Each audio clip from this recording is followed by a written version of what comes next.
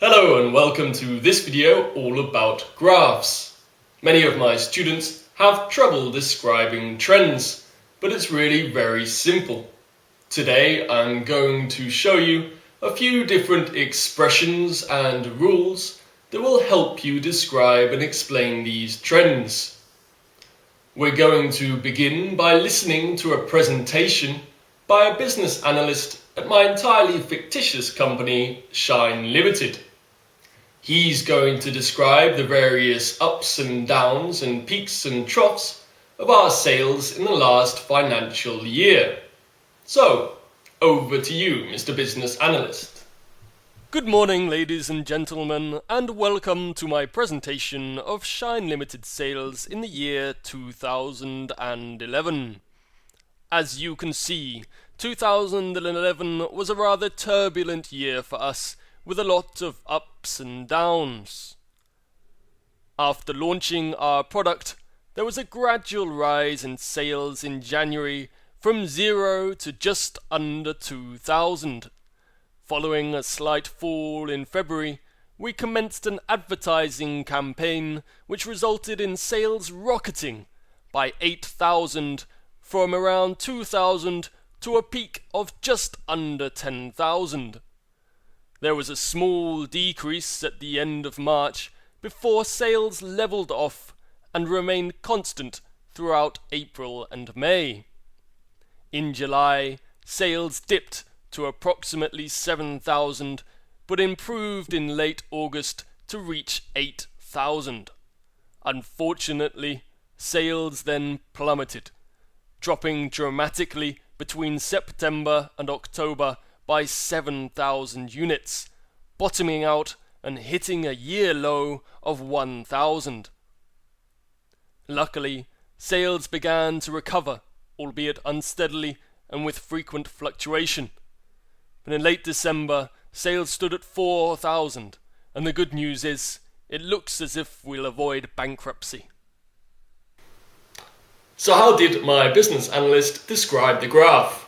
Well, he used a combination of verb, adverb, and adjective noun collocations, prepositions, and of course numbers. So let's look first of all at the verb, adverb collocations.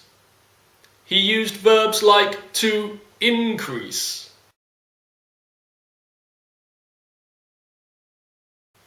and to decrease.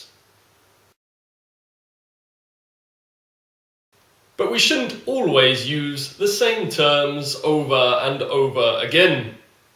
Let's look at some alternatives. To increase means to go up, or to rise, or to ascend, or to gain.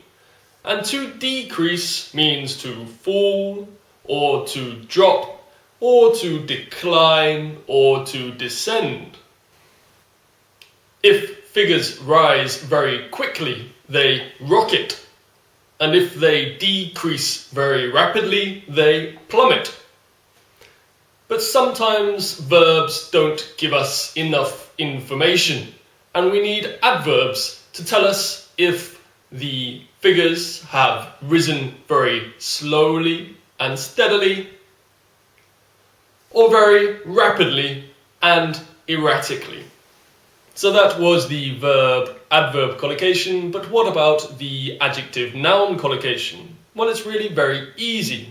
All you have to do is convert the adverb into an adjective and the verb into a noun. So sales fell steeply becomes there was a steep fall in sales.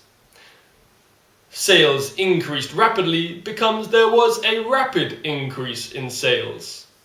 And sales dropped slowly becomes there was a slow drop in sales.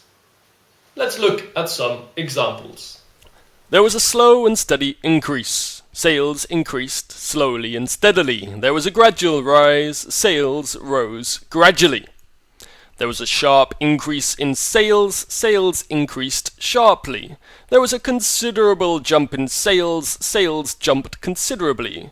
Sales rose steeply. There was a steep rise in sales. Sales rocketed.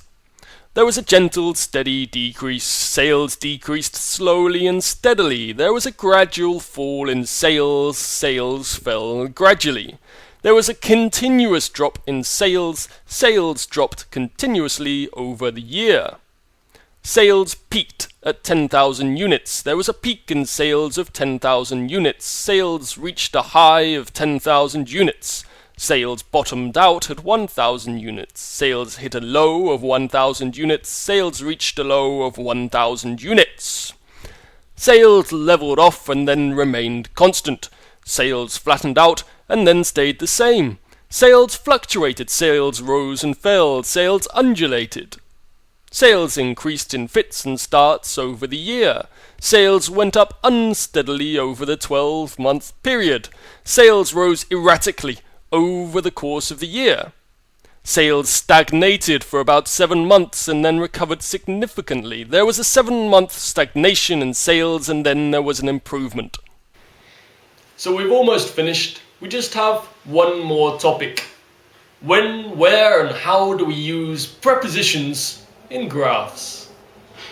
The most important prepositions to do with graphs include from, to, by, at, and of. We use from and to describe the direction of movement. For example, there was an increase from 2 million to 5 million. We use by to describe the difference. There was an increase from 2 million to 5 million. There was an increase by 3 million. We use at to describe a static point on the graph. Sales peaked at 5 million. Sales bottomed out at 2 million. Sales currently stand at 3 million. Finally, we can use of to give any quantity following a noun. For example, there was an increase of 2 million. There was a peak of 5 million. There was a decrease of 3 million. So that brings us to the end of the video. Thank you very much for watching. Don't forget to like and comment. And your homework for today is to describe this graph.